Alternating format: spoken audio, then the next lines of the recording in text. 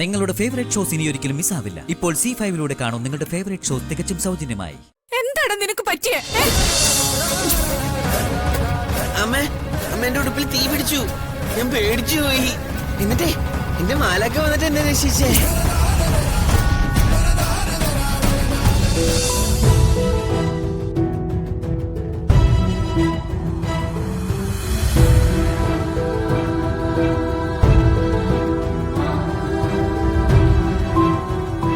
ദേവിക,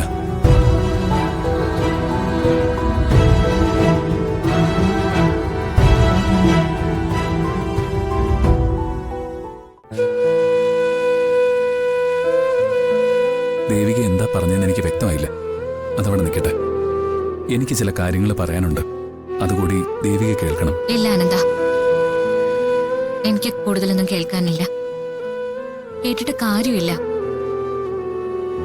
ആനന്ദന്റെ വിഷമങ്ങൾ എനിക്ക് മനസ്സിലാവും. ആ വിഷമങ്ങളൊക്കെ മറ്റൊരു വിവാഹം കഴിക്കുന്നതോടെ മാറാവുന്നതേ ഉള്ളൂ.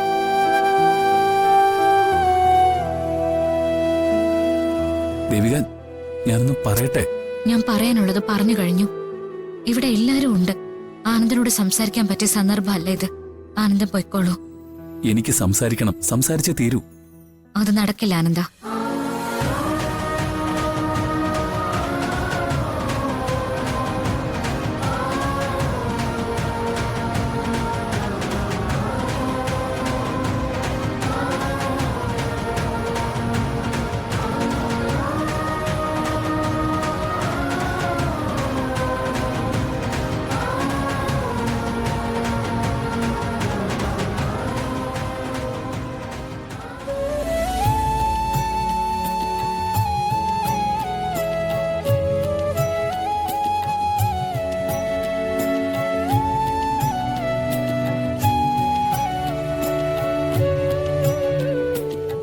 വാടാ, നമുക്ക് പ്രസാദം വാങ്ങിച്ചോണ്ട് വരാം. വാ.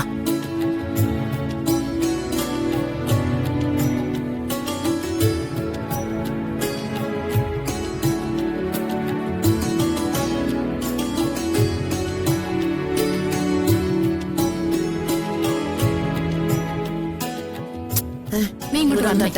മോനെ സിദ്ധു, കളിക്കല്ലേ, നമുക്ക് അങ്ങോട്ട് പോവാം. നീ വാ. നീ ഇങ്ങോട്ട് വന്നേ.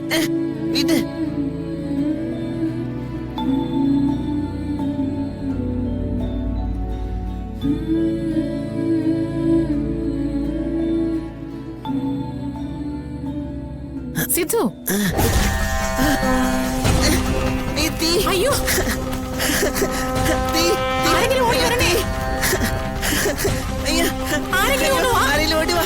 തീ, അയ്യോ തീ.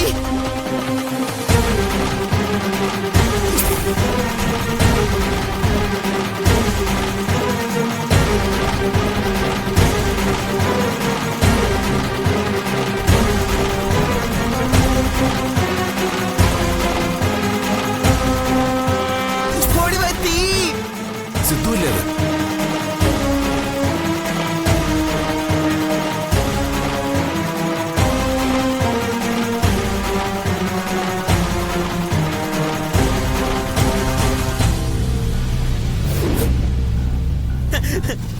തീ തീ അയ്യോ തീ.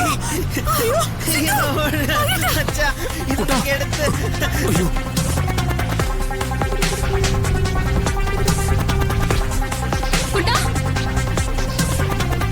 അയ്യോ,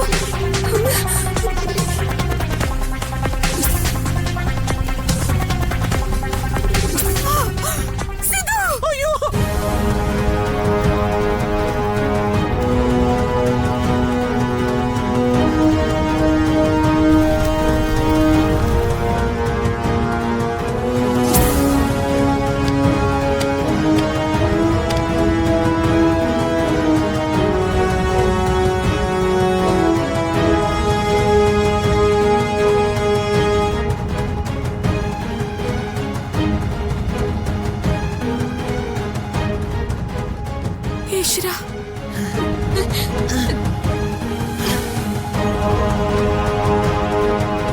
കുട്ടാ, എന്തേലും പറ്റിയോ? ഒന്നും പറ്റിയില്ല.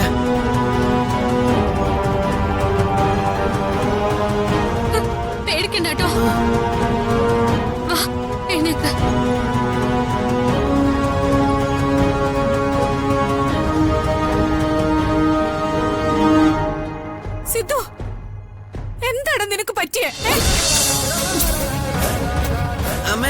അമ്മ എന്റെ ഉടുപ്പിൽ തീ പിടിച്ചു.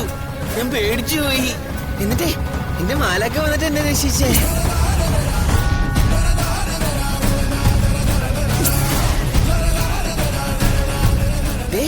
ഇതാ എന്റെ മാലാക്ക.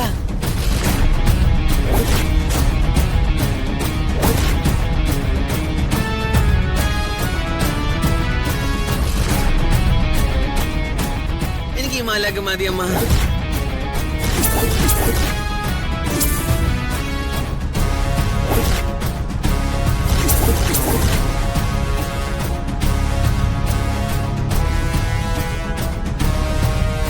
സിദ്ധു, എടാ ഇതാണ് നിന്റെ മാലാഖ.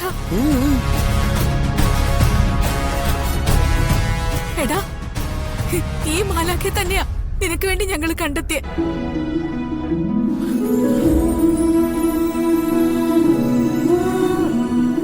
അതിന് പുതിയ മാലാഖയല്ലല്ലോ, ഇതിന്റെ സ്വന്തം മാലാഖയല്ലേ.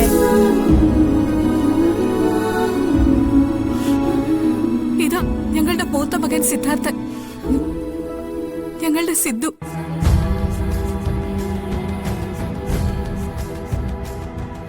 കുട്ടനെന്നാ വിളിക്കുന്നത്.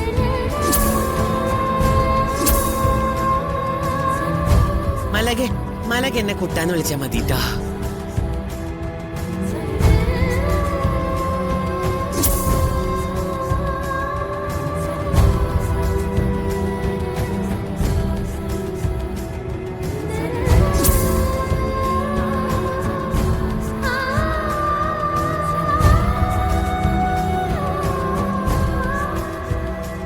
അപ്പോ എന്റെ കുട്ടനുമായിട്ടാണോ വിവാഹം ഉറപ്പിച്ചിരിക്കുന്നത്?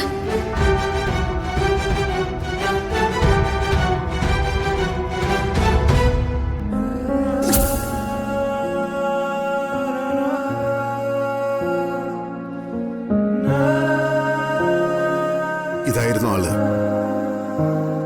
ഈ മോനെ ഞങ്ങൾക്കറിയാം. മേഘമലയിൽ വെച്ച് കണ്ടിട്ടുള്ളതാ.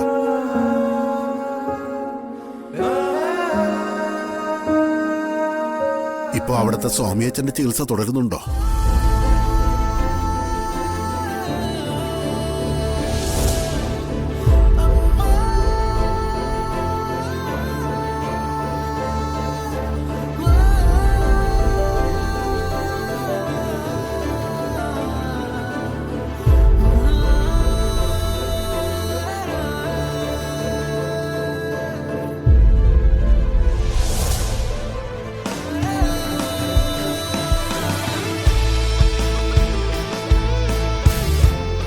ദേവിക ഇന്നലെ വിവാഹത്തിന് സമ്മതിച്ചതിന്റെ സന്തോഷത്തില് ചടങ്ങുകളൊന്നും വൈകിപ്പിക്കണ്ടെന്ന് കരുതി.